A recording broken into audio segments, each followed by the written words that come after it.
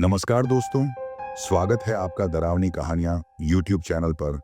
आज हम सुनने जा रहे हैं एक और डरावनी कहानी। चलिए शुरू करते हैं।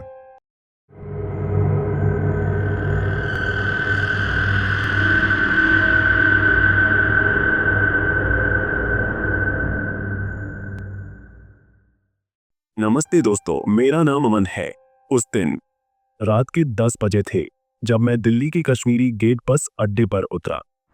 सर्द हवाएं मेरे चेहरे से टकरा रही थी और दूर कहीं सायरन की आवाज गूंज रही थी। मैं रामपुर जाने वाली बस की तलाश में था, जहां मुझे अपने एक पुराने दोस्त से मिलना था।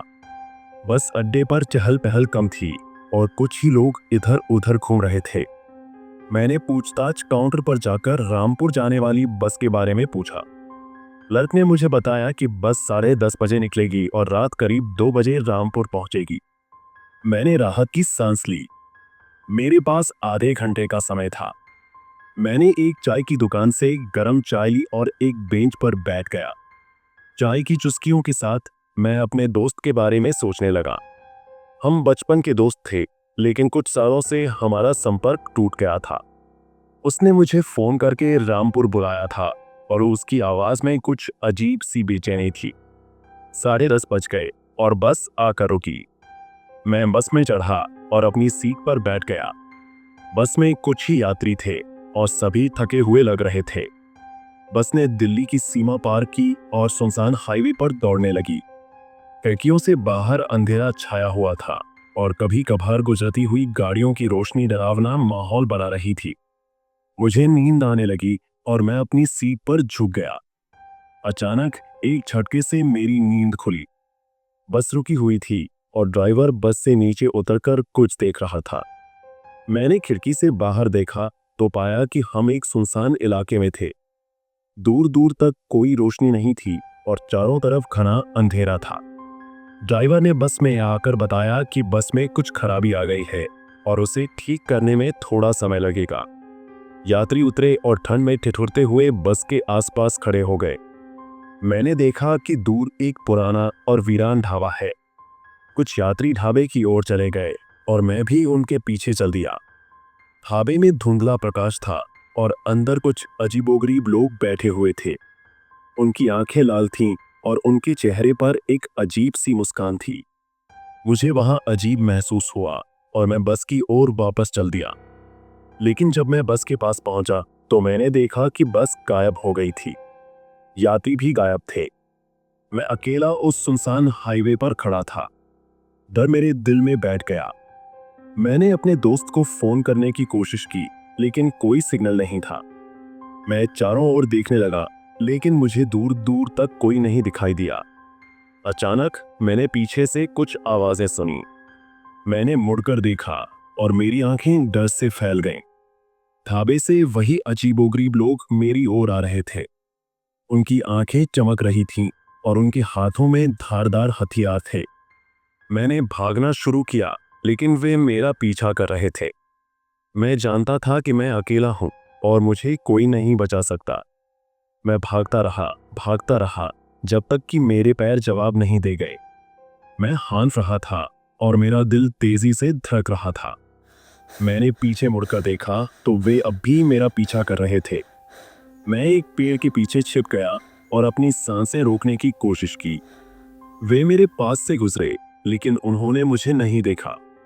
मैं जानता था कि मुझे यहां से निकलना होगा। मैं धीरे धीरे पेड़ से बाहर निकला और अंधेरे में भागने लगा। मैं भागता रहा जब तक कि मुझे एक सड़क नहीं मिल गई। मैंने देखा कि एक ट्रक आ रहा है और मैंने उसे रोकने के लिए हाथ हिलाया। ट्रक रुक गया और मैंने ड्राइवर से मुझे रामपुर ले चलने के लिए कहा। ड्राइवर ने मुझे देखा और मुस्कुराया। उसकी मुस्कान में कुछ अजीब था, लेकिन मेरे पास कोई और विकल्प नहीं था। मैं ट्रक में बैठ गया और ट्रक रामपुर की ओर चल दिया। ड्राइवर ने मुझसे मेरे बारे में पूछा और मैंने उसे अपनी कहानी बताई। उसने मेरी बात सुनी, लेकिन मुझे लगा कि वह मुझ पर विश्वास नहीं कर रहा है। कुछ देर बाद ट्रक एक सुनसान इलाके में रुका। ड्राइवर ने मुझे बताया कि उसे कुछ काम है और वह थोड़ी देर में वापस आ जाएगा। मैं ट्रक में बैठा रहा और उसका इंतजार करने लगा। समय बीतता गया लेकिन ड्राइवर वापस नहीं आया। मुझे डर लगने लगा। मैंने ट्रक से बाहर निकलकर ड्राइवर को पुकारा लेकिन कोई जवाब नहीं मिला। मैंने ट्रक के आसपास देखा लेकिन मुझे ड्राइवर कहीं नहीं मिला। मैं अकेला उस सुनसान इलाके में खड़ा था और मुझे नहीं पता था कि मुझे क्या करना है। अचानक मैंने पीछे से कुछ आवाजें सुनी। मैंने मुड़कर देखा और मेरी आंखें डर से फैल गईं। ड्राइवर और वही अजीबोगरीब लोग मेरी ओर आ रहे थे। उनकी आंखें चमक रही थीं और उनके हाथों में धारदार हथियार थे। मैं समझ गया कि मैं फंस गया हूं। मेरे पास भागने का कोई रास्ता नहीं था। वे मेरे पास आए और मुझे घेर लिया। मैंने डर से अपनी आंखें बंद कर ली। मैंने एक चीख सुनी और फिर सब कुछ शांत हो गया। मैंने अपनी आंखें खोली और मैंने देखा कि वे सभी गायब हो गए थे। मैं अकेला उस सुनसान इलाके में खड़ा था और मुझे नहीं पता था कि क्या हुआ था। मैं रामपुर की ओर चलने लगा। मुझे नहीं पता था कि मुझे क्या मिलेगा, लेकिन मुझे अपने दोस्त से मिलना था। मैं चलता रहा जब तक कि मुझे रामपुर शहर दिखाई नहीं दिया। शहर में रोशनी थी और लोग इधर उधर घूम रहे थे। मुझे राहत मिली। मैं अपने दोस्त के घर गया और दरवाजा खटखटाया। दरवाजा खुला और मेरा दोस्त सामने खड़ा था। वह मुझे देखकर चौंक गया। मैंने उसे अपनी कहानी बताई और उसने मेरी बात सुनी। वह भी डर गया, लेकिन उसने मुझे बताया कि वह मुझे सुरक्षित रखेगा। उसने मुझे अपने घर में रहने के लिए कहा और मैंने हाँ कह दिया। मैं थका हुआ था और डरा हुआ था और मुझे आराम करने की जरूरत थी। मैंने अपने दोस्त के घर में रात बिताई। अगली सुबह मैंने अपने दोस्त से कहा कि मुझे वापस दिल्ली जाना है। वह मुझे रोकने की कोशिश कर रहा था, लेकिन मैंने उसे बताया कि मुझे जाना है। मैंने बस पकड़ी और दिल्ली के लिए रवाना हो गया। मैं अपनी सीट पर बैठा और खिड़की से बाहर देखने लगा। मुझे अभी भी डर लग रहा था, लेकिन मैं जानता था कि मुझे अपनी जिंदगी के साथ आगे बढ़ना होगा। मैं दिल्ली पहुंच गया और अपने घर चला गया। मैंने अपने माता पिता को अपनी कहानी बताई, लेकिन उन्होंने मुझ पर विश्वास नहीं किया। उन्होंने सोचा कि मैं पागल हो गया हूं। मुझे पता था कि मैं पागल नहीं हूं। मैंने जो देखा था वह असली था। मुझे नहीं पता था कि वे कौन थे, लेकिन मैं जानता था कि वे खतरनाक थे। मैंने फैसला किया कि मैं उन्हें ढूंढूंगा और पता लगाऊंगा कि वे कौन हैं। मैंने अपनी खोज शुरू की, लेकिन मुझे कोई सुराग नहीं मिला। मैंने पुलिस से मदद मांगी, लेकिन उन्होंने मेरी बात नहीं मानी। उन्होंने कहा कि मेरे पास कोई सबूत नहीं है। मैं निराश हो गया, लेकिन मैंने हार नहीं मानी। मैं जानता था कि मुझे सच्चाई का पता लगाना होगा। मैंने अपनी खोज जारी रखी और धीरे धीरे मुझे कुछ सुराग मिलने लगे। मुझे पता चला कि वे एक गुप्त संगठन थे जो लोगों को गायब कर देता था। मुझे पता चला कि वे रामपुर में सक्रिय थे और वे मेरे दोस्त को जानते थे। मुझे पता चला कि वे मेरे दोस्त को मारना चाहते थे। मैं रामपुर वापस गया और अपने दोस्त को चेतावनी दी। उसने मेरी बात सुनी और मेरे साथ भाग गया।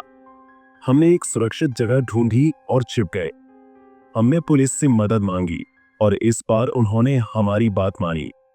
पुलिस ने गुप्त संगठन पर छापा मारा और उन्हें गिरफ्तार कर लिया। मेरे दोस्त को बचा लिया गया और मुझे न्याय मिला। मुझे पता था कि मैंने एक खतरनाक खेल खेला था, लेकिन मुझे खुशी थी कि मैंने सच्चाई का पता लगाया। मैं जानता था कि मैं कभी भी उस रात को नहीं भूलूंगा जब मैं रामपुर गया था। बस यही थी आज की कहानी। ऐसी ही और कहानियां सुनने के लिए कृपया चैनल को सब्सक्राइब करें। मिलते हैं अगली कहानी के साथ।